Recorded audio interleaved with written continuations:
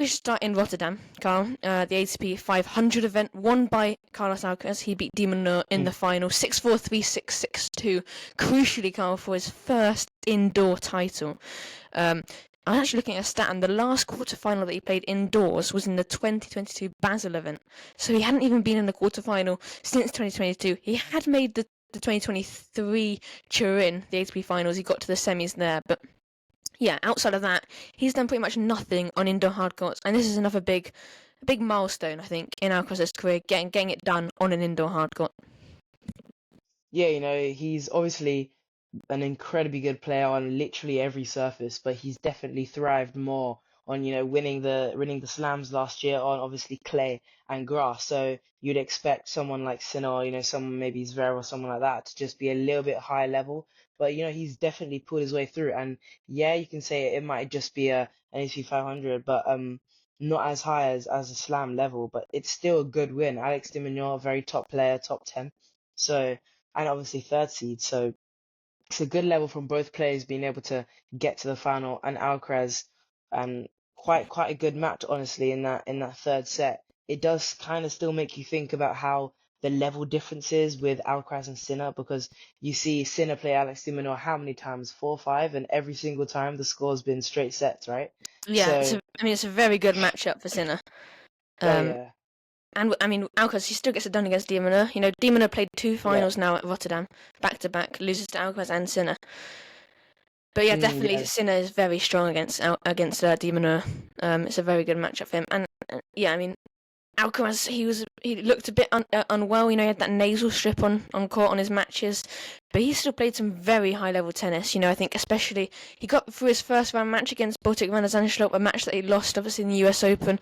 I think that was a big test to come through. We spoke about it with Phil a bit. How we thought that he'd do well after that because obviously get his confidence up. And that seemed to work out because then obviously he had Andrea Vavasori, the double specialist, ranked outside the world's top 300, and he stormed through him. Then got through Pedro Martinez. That probably should have been Holger Rune, but he was struggling with illness as well. Something going on, I think, because Ruud also having a nasal strip on him during his final run, which we'll come on to talk about. And then obviously having a very high level win against Hubert Hurkacz in a very, very good match, a very high level there. Probably the best level of 2025 so far, I think. Yeah. And then that final against de Minaur, he came back from obviously losing that second set in good fashion, and yeah, a hugely impressive tournament for Alcaraz and a hugely impressive run, especially destroying Vavasori and Pedro Martinez in good fashion.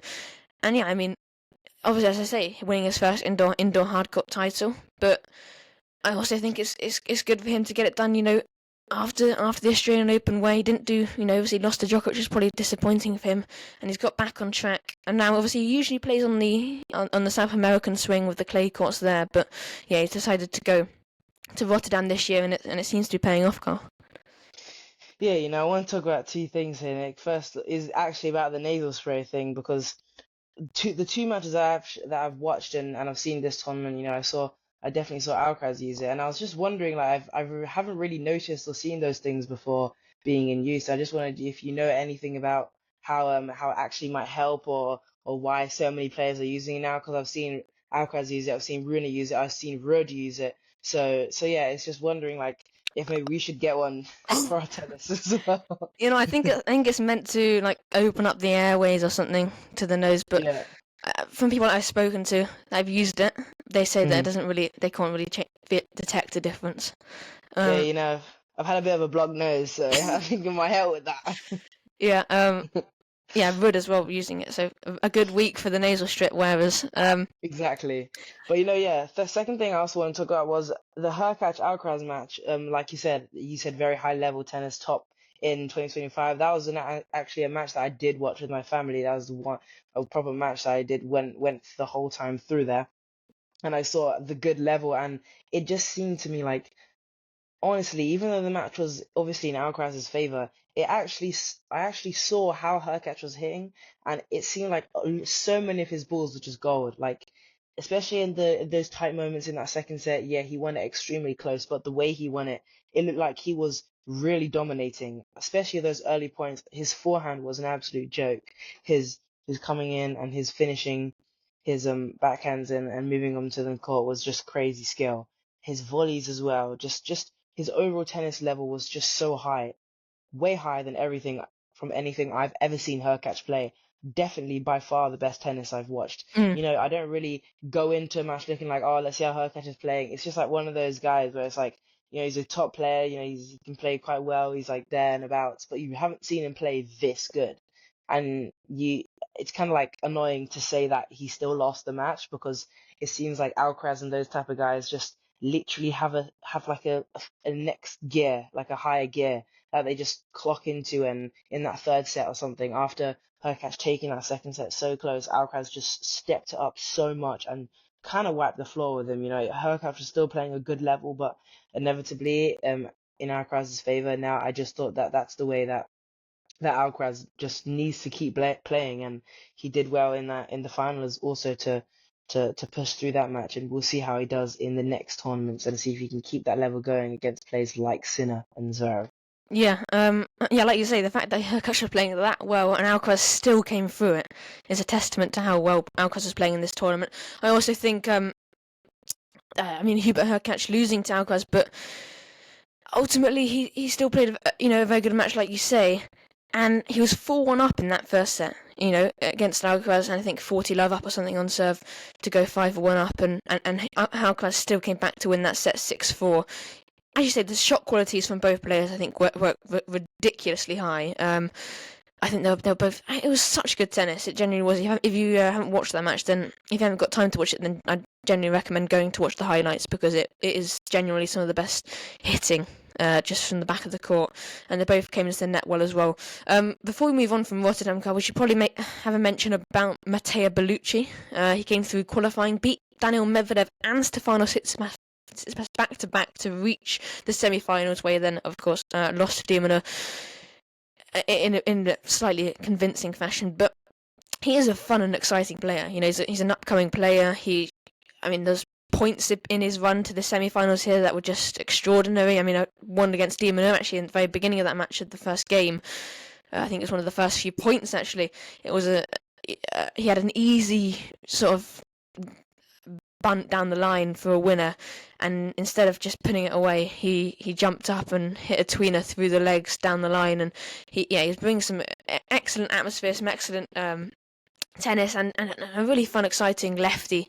And of course, I think it's big for him to beat Stefanos Tsitsipas 6-4, 6-2. I know he's not in great form at the moment, but he's still a good player, and there's still the mental of trying to beat him after backing it up after beating Medvedev in a very tight match. And I think that shows he's probably a player to look out for in the future. Oh yeah, definitely. I think Bellucci is, and just with a lot of these upcoming guys, we had a glimpse of what Fonseca can do in the Australian Open. I know there's been many tournaments after that, but I still think that he was one to remember, the Brazilian. If you guys don't know him, he was he's playing in Buenos Aires this week. He beat Thomas Martin Echeverry. Okay, well there you go. We'll be covering that, Yeah. soon enough. But yeah, that's what I'm saying. Like all these young guys, Bellucci, the qualifiers who are coming through, that you don't really seem like much. He's still quite young. He's only 23. He's especially, another thing that we notice about him is I think he's literally like about our height, Nick. He's quite small. He's quite a small guy for a tennis player, especially. You're going against people like Sinner, Zverev, who are like 6'4", 6'5", and you've got a guy who's, what I'm saying here, it's 5'9". So it does definitely show that that doesn't really matter. Some obviously, yeah, we all know height can play a huge advantage in tennis, but it's still the dedication and work ethic you put in, which inevitably gets you there. So yeah, I think that he's a good inspiration for a lot of guys who are like, oh, I can't grow. What is this? We might feel ourselves that we're not at that limit where we think we can get to like 6 foot or something like that, or even higher, which is what the dream is, obviously. But yeah, we work with what we've got, and yeah, we'll see what happens. But yeah, Bellucci is definitely someone to look forward to, and look forward to watching and seeing what he can do in the future. But yeah, good player. Yeah, he's 23 years of age, a bit older than Fonseca and Petri Pericard and guys like that coming through. But yeah, I think, a very good week for him. Someone that's probably not been on our radar, but definitely there now. And yeah, we'll be following his events. We should probably have a mention as well for Daniil Medvedev. Significant loss of form for him. He is in Marseille this week, but I mean, he's lost to 2 qualifiers in his last 2 tournaments in the second round, both of them at the Australian Open. And, of course, now Rotterdam, he beat Wawrinka in 3 sets in his first match. Wawrinka, of course, nowhere near the player he is now. And, yeah, with Medvedev, it seems to be a significant loss in his tennis, his ability to play, outperform players. I mean, I haven't seen him hit I was watching this match against Matteo Bellucci, and I did not see him hit a winner. You know, I know he probably did hit winners, but they're very rare to come by now for him. And I know he's spoken about the balls, you know, fluffing up a lot, and it's so hard to hit through the players, hit through the players and get winners. And it's something that lots of players have spoken about on the tour. And perhaps something the tours need to address to get just a blanket ball that goes through the whole tour, or to get a ball that goes from the grass season to the hard season, to then obviously the clay court season, get a different ball for each of those. But it's something that the tours need to try and resolve, because it's definitely going on a lot, and it's not hard to do. I know there's sponsorships that they have to sort out, but back on the Medvedev point, it's tough to see him getting back there. There was actually questions in his post-match press conferences of him retiring. I don't think we're quite at that stage yet, but yeah, significant loss of form, and hopefully he can pick it up again. But yeah, it's not looking great at the moment for Medvedev, Carl. No, definitely not. But yeah, just looking here, he's making a load more unforced errors than he was used to kind of playing, which is a definite significant point seeing him play. Obviously, he hit 32, which is nearly double the amount of Bellucci, and Medvedev, you would say, is a very That's Medvedev's consistent game. player. That's what he. Exactly. How many winners did he hit? He did hit more winners than Bellucci, but it was 24. So Mm. 24 to 16. So it was about eight more, yeah, than Bellucci, which isn't still too many. It's kind of still in and about, but for a three-set match. Especially with the big serve that he's got. You'd be Exactly. expecting more, because obviously then he can set the point up as well. Bellucci's got a tiny, I'm not a tiny serve, but compared to like the big service, it's not a big serve at all. It is Mm. lefty, but yeah. Yeah, don't you think it's like, does he still like, do you think he still stands too far back when he's playing and can't get the opportunity to get Yeah, into I the don't know. court and That's pressurize them with time? that, that's tough, because I think before he would never come up and come up to the baseline, but recently I think he's come up more. He's tried it more, but I think he still Could that be stands making too far errors? back. Yeah, Yeah, maybe that could be why he's making too many. I mean, but it's sometimes good he to just try. sometimes he doesn't even come up to the net. I mean, the 2023 US Open final against Djokovic served and volleyed like more than 50% of the times, and he didn't change his court position. I mean, it was just the commentators at the time were saying, everyone basically watching it was saying that he needs to change his position, and he wouldn't do it. Mm. It was just, it was just one of the weirdest tactical moments, because Djokovic was just dominating with the serve and volley, hit hardly any ground strokes. I mean, it's one of the funniest matches if you watch that, because just, I Because mean, if you're so far back, ball has to come slower to you. Like it physically has to. It takes mm, longer to get over to the net, especially trying to get it deep or something like that. You're going to be able to read it quicker. You know how fast these guys at professional level can read a ball, and they see where it's going to hit, where it's going to go, the slice, everything. They see everything on it, and so if Medvedev is standing at the back of the court and like running and hitting like low balls and doing his weird technique or whatever, and obviously getting it back, ripping it up, it's not going to be as fast, and it's just going to give the opponent so much time to like come in. Obviously, we can't really critique Medvedev's game, can we? mm, But I just won a think that slam. compared to exactly, you just can't do that. But yeah, just saying, just compared to the other guys we've seen, like look how Sinner's on the court, on the baseline, going into the baseline, Djokovic on the baseline, Alcaraz on the baseline. These guys come into the net, win so many more points.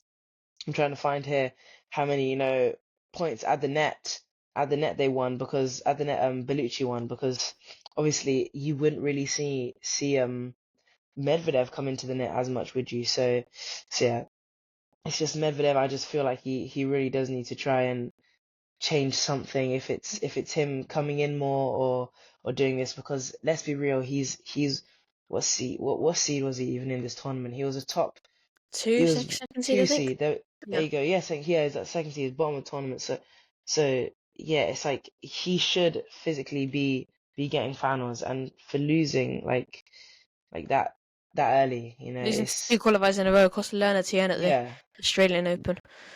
Exactly. It's like it's like, where does he need to find that extra step to try and not even get back to where he was, just slowly build his way, because obviously you can't go from losing in around a 16 like of a ATP to of a ATP 500 in Rotterdam, and then just go instantly back to like getting semis and finals of slams. It's not, it doesn't, that's not how it works. I But think that's it's yeah, I think that's mm, why he's gone to Marseille, the 250. He hasn't played a 250 in ages, and he's gone there yeah, now probably just to get a win, to get a title win. He hasn't won a title confidence. since 2023. Like it's been a while, and he really needs to get confidence, like you say, get confidence and Mm. match form back in, and then try and take it to the top guys. But I mean, he's playing Pierre Hugues Herbert in Marseille, French favourite. We'll have to see how that goes. But yeah, But you know, these things could also go the opposite way. And imagine if he loses in the ATP mm, 250, then just seeing his yeah, level, it can make it so much worse. But you know, I think, yeah, we'll see what happens. I do have courage, and we'll hopefully give him the courage that he needs, and keep supporting him, and hopefully he can get back to the level, because he can definitely put so many guys under pressure, and he's unorthodox, so you never know what mm, could be coming with him. So if he gets back to that level where he's consistent and he can be aggressive, then he's such a dangerous player, and this is why we love Medvedev. yeah. But yeah, I think he we'll needs see. to, like you said, I think he needs to change something. I think players like figuring out that when he's standing so far back, they're Yeah, figuring out what to do. But yeah, we'll move on yeah, to Dallas. But before we do, if you're watching this on YouTube, then please hit the subscribe and like button.